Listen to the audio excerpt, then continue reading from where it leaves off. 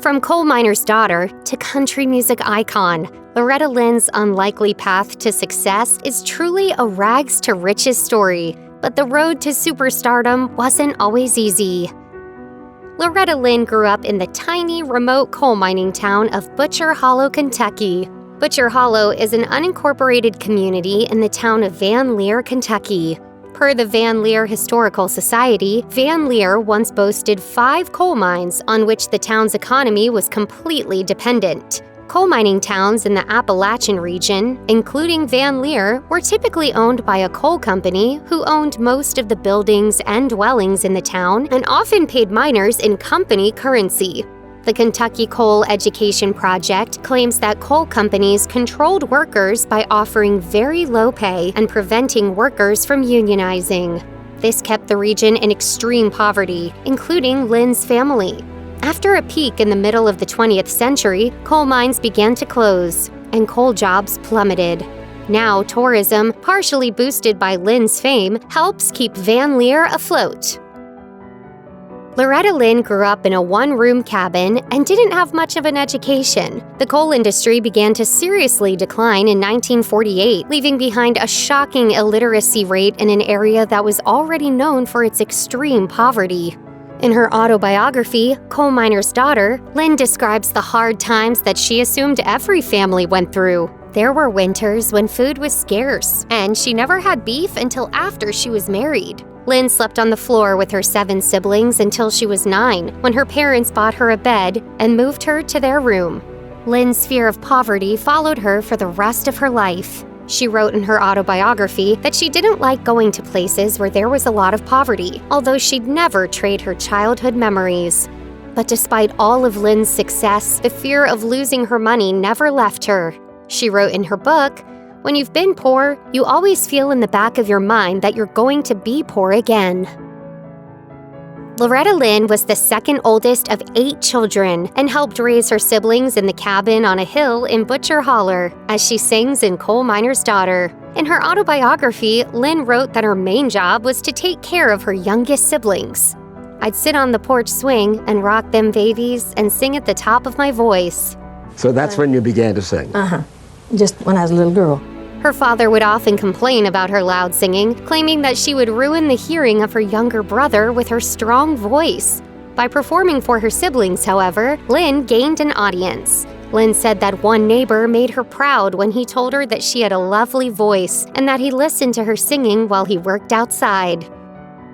Loretta Lynn claimed to have married Oliver Doolittle Lynn at the age of 13, although reporters from the Associated Press discovered that Lynn was born in 1932 rather than 1935, which would have made her 15 at the time of her marriage. Until 2018, Kentucky was a state where minors were allowed to marry, depending on circumstances and meeting specific conditions. Child marriages like Lynn's were common in Appalachia in the early 20th century. Lynn wrote in Coal Miner's Daughter that her husband, Doolittle, pretty much raised her since she was so young. Lynn acknowledged that she was little more than a child herself when she was married and had her first baby. Doolittle often treated her like the child she was. In her autobiography, Lynn wrote that when Doolittle first courted her, he gave her a doll, telling her that by the following Christmas they'd be married and have a live doll of their own. 4 months after the pair married, Lynn found out she was pregnant with her first child. When Oliver Doolittle Lynn married Loretta, Loretta's father made Doolittle promise to not beat her and to not take her too far away from her family, according to Loretta's autobiography. Doolittle promptly broke both promises by beating her and moving her to Washington State. As Taste of Country puts it, Doo was an alcoholic who routinely cheated on Lynn and physically abused her. Despite their tumultuous marriage, Loretta credited Doolittle with encouraging her to become a star. According to AP, Doolittle bought Loretta her first guitar and encouraged her to sing in public, kicking off one of the strongest careers in country music. If Doo hadn't bought you that guitar, I wouldn't be sitting here today. Although Lynn credited Doolittle with starting her career, she admitted that times were often tough for the couple. The relationship between Doolittle and Loretta became the subject of public fascination after the 1980 film Coal Miner's Daughter, starring Tommy Lee Jones and Sissy Spacek, brought the couple to the big screen. When writing her autobiography, Lynn questioned how much she should share about her relationship with her husband. Doolittle, however, felt that the truth should be told, and as the crooner recalled in her book, he told her, "Hell's fire, Loretta. Just tell the story the way it happened. I've always said you should never try to cover up things. Look, we're not perfect. Let's not pretend we are." Doolittle died in 1996 after 48 years of marriage to Loretta. On his deathbed, Loretta comforted him the best way she knew how by singing "Wouldn't It Be Great?", a song she wrote about the many struggles in their relationship. Why didn't you just divorce him? I loved him. Loretta Lynn had 4 children by the time she was 22 years old, and her first was born when she was just 16. In Coal Miner's Daughter, Lynn says that she got a diaphragm after that in hopes that she would not have any more children.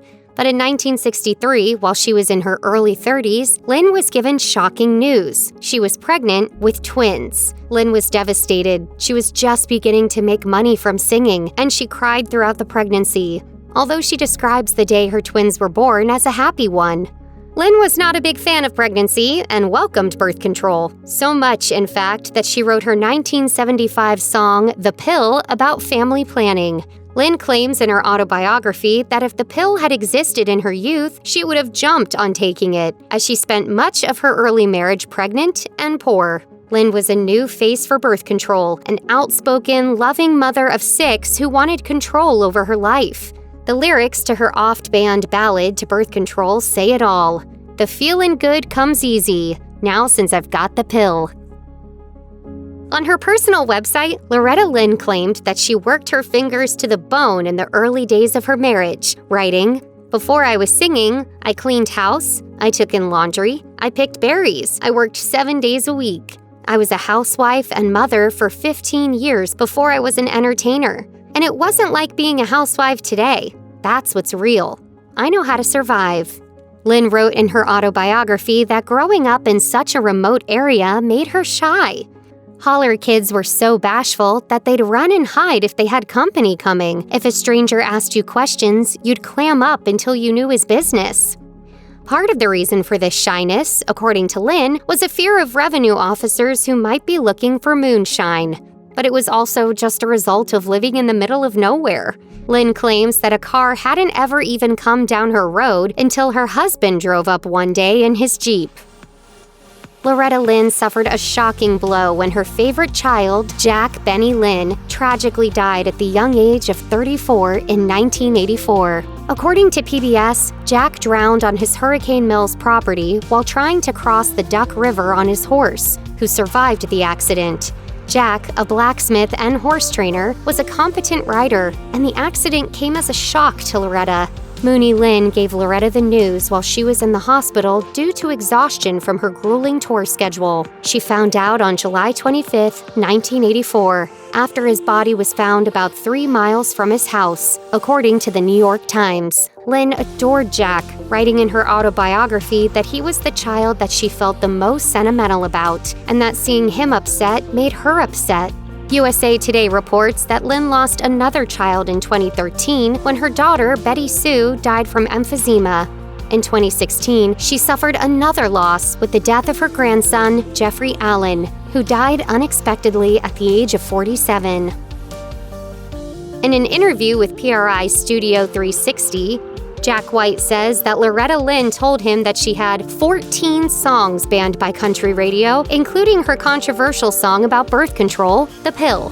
According to People, "The Pill" was banned by over 60 radio stations across the U.S., despite all the buzz that emerged around the track in pop culture. She was breaking down barriers and walls for women left and right and doing it right under everybody's nose. The ban likely gave Lynn a boost in sales, and the singer managed to turn her straight-talking image into a major career. In a 2021 interview with Parade, Lynn opened up about her controversial music, revealing that she didn't try to intentionally aggravate people with her music.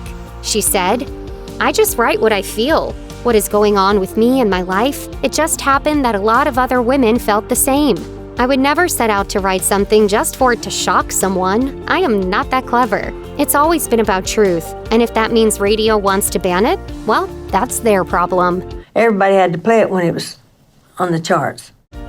Throughout her stunningly long career, Loretta Lynn remained the undisputed queen of country music. In 2021, she released a new album, Still Woman Enough, which is named after her 2002 memoir. The record is her 50th studio album and was welcomed with good reviews.